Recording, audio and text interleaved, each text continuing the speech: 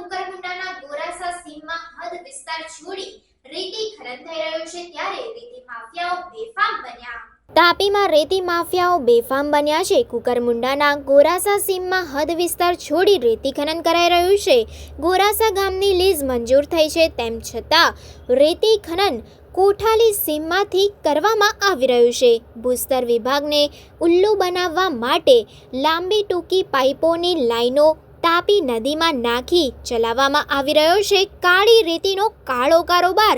ગોરાસા સીમમાં મંજૂર કરેલ લીઝના માલિકો સરકારી તિજોરીઓને લાખો કરોડોનો ચૂનો ચોપડવા માટે માહિર બન્યા છે.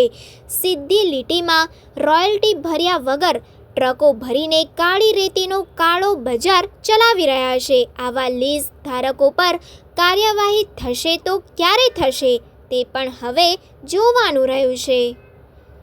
Reporter Hitesh Naik, crime reporters TV news, Tapi.